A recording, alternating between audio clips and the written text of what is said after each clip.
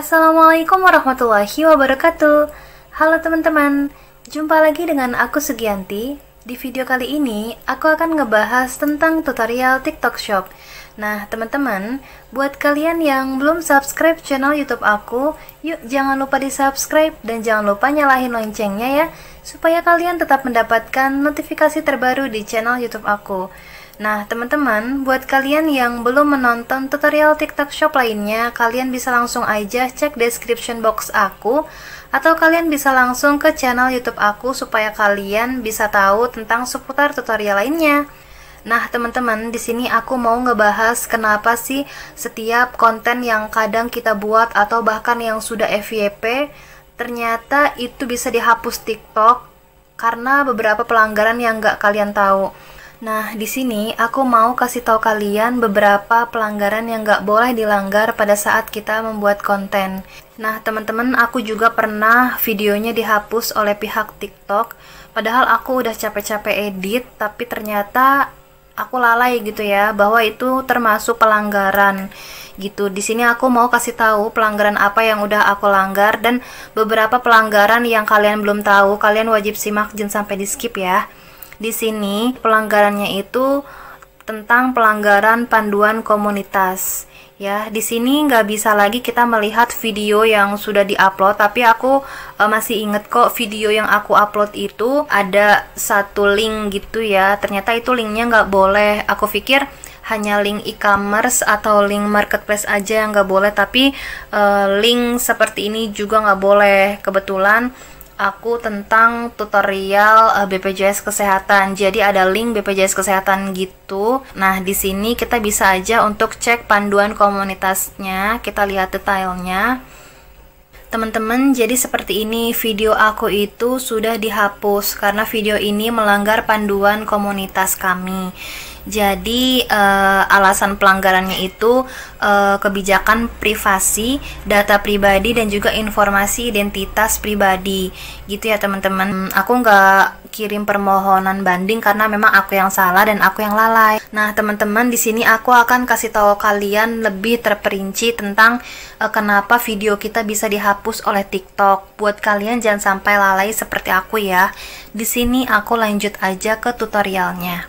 Nah, teman-teman, di sini videonya udah aku landscapein supaya kita bisa teliti lagi, supaya kita bisa simak bareng-bareng lebih jelas. Di sini banyak banget pelanggaran yang gak boleh kalian langgar untuk jenis produk dan konten yang tidak boleh dipromosikan atau dibagikan di TikTok Shop. Untuk mempelajari lebih rinci, silakan ikuti instruksi selanjutnya. Nah, kita akan ngebahas produk terlarang. TikTok Shop melarang menyediakan penjualan atau mempromosikan produk terlarang. Produk terlarang termasuk namun tidak terbatas pada senjata, barang berbahaya, hewan, dan produk hewan, produk dan layanan dewasa, produk diskriminatif, dan menyinggung produk ilegal dan produk terlarang lainnya. Nah, yang kedua kita akan ngebahas produk terbatas. Sangat dilarang mempromosikan produk terlarang yang tidak memenuhi kebijakan platform. Nah, produk terbatas dibagi menjadi 3 kategori. Yang pertama, persetujuan tambahan, khusus undangan, dan produk yang tidak didukung. Nah, di sini TikTok Shop memiliki persyaratan tambahan untuk produk terbatas.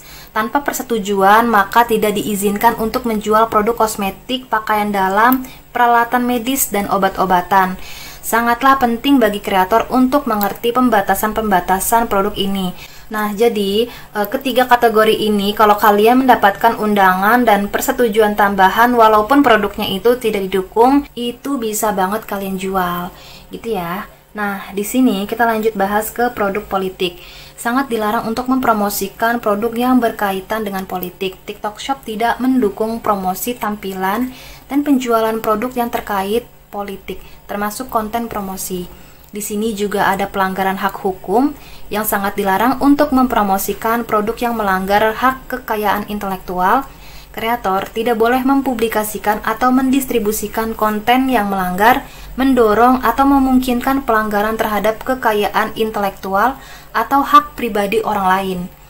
Dan yang kelima, spam dan penipuan. Konten e-commerce tidak boleh menyertai informasi penipuan dan gangguan. TikTok Shop tidak memperbolehkan spam apapun atau penipuan dalam profil pengguna, konten, komen, dan chatting. Sebagai contoh, tidak diperbolehkan menirukan orang lain untuk menipu dan membuat promosi palsu. TikTok Shop juga tidak mengizinkan tindakan tidak menyenangkan seperti permintaan feedback atau rating yang positif dari konsumen. Nah teman-teman, ternyata dalam chatting TikTok Shop juga kita nggak boleh ya, misalnya kita meminta tolong kepada buyer atau pembeli untuk memberikan rating yang positif ke tokonya gitu. Itu nggak boleh karena termasuk spam dan penipuan. Aku pun juga baru tahu teman-teman. Di sini kita akan ngebahas konten yang menyesatkan. Konten e-commerce tidak boleh mengandung informasi yang menyesatkan. Konten e-commerce tidak boleh menyesatkan pelanggan dengan cara apapun. Semua konten harus sesuai dengan produk yang sebenarnya dan tidak boleh menyesatkan dengan pertanyaan atau penghilangan informasi tertentu.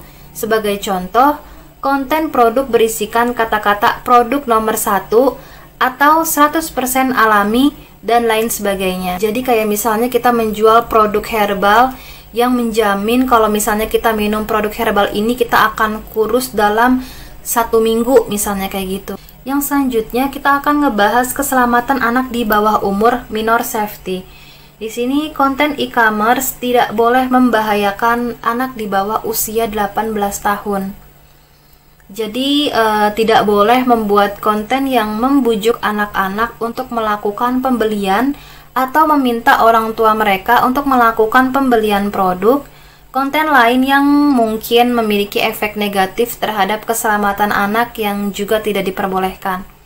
Oh, jadi di sini misalnya kalian sedang melakukan live streaming dan kebetulan gitu ya, misalnya kalian menjual mainan anak-anak gitu dan kalian menyuruh orang tua mereka untuk membelikan produk-produk tersebut gitu ya. Itu nggak boleh ya, karena memiliki efek yang negatif. Dan di sini kita akan ke live streaming.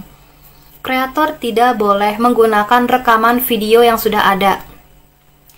Perlu dicatat bahwa setiap persyaratan tambahan diterapkan dalam live streaming. Sebagai contoh, komunikasi instan dengan penonton dan pelanggan harus sopan.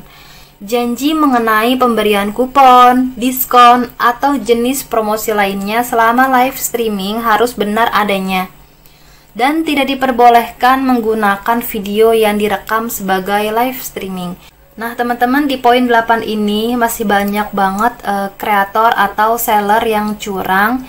Misalnya mereka melakukan penjualan di live streamingnya, tapi ternyata itu video rekaman yang misalnya mereka rekam sebelumnya, atau mereka pernah melakukan rekaman video ulang pada saat live streaming berlangsung.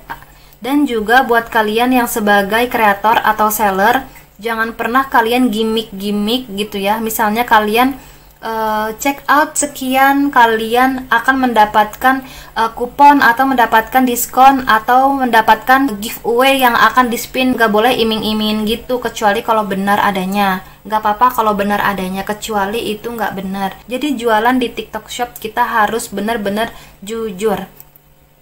Di sini di poin ke-9 ada kontrol atau manajemen berat badan.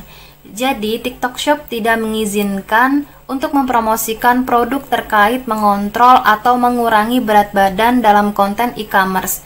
Konten e-commerce tidak diperbolehkan mempromosikan citra tubuh yang tidak sehat atau hubungan tidak sehat dengan makanan.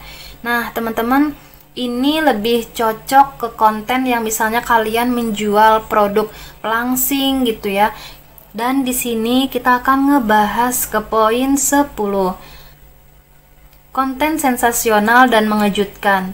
Konten e-commerce tidak boleh berisikan gambar yang menakut-nakuti pengguna. Konten e-commerce tidak boleh berisikan gambar berdarah atau mengerikan atau gambaran grafis yang mengejutkan atau menakuti pengguna seperti adegan dari film horor atau kriminal. Di sini kita lanjut ke poin 11. Informasi pemesanan alternatif. Tidak boleh membuat konten apapun yang mendorong pelanggan meninggalkan TikTok Shop untuk pemesanan di situs lain. Konten e-commerce tidak boleh menyertakan link atau referensi situs lain yang mendorong pelanggan meninggalkan TikTok Shop untuk melakukan pemesanan. Nah, teman-teman, di poin 11 ini kita sebagai kreator atau seller yang sedang membuat konten atau live streaming nggak boleh sekali-kali memberikan nomor WhatsApp atau link marketplace atau e-commerce atau link yang lain gitu ya. Itu nggak boleh, apalagi sampai mendorong pelanggan TikTok untuk berbelanja di luar TikTok Shop. Nah, sekiranya kalau video kalian dihapus tapi kalian nggak ngerasa video itu kena pelanggaran, kalian bisa ajukan banding ya. Dan kalian bisa screenshot aja skrip pedoman ini supaya nantinya pihak TikTok Shop bisa lebih tahu, oh ternyata mereka itu salah menghapus video. Dan sekiranya kalau kalian masih bingung atau mau tanya-tanya tentang tutorial TikTok Shop lainnya, kalian bisa komen di kolom komentar sebanyak-banyaknya, pasti aku bales kok.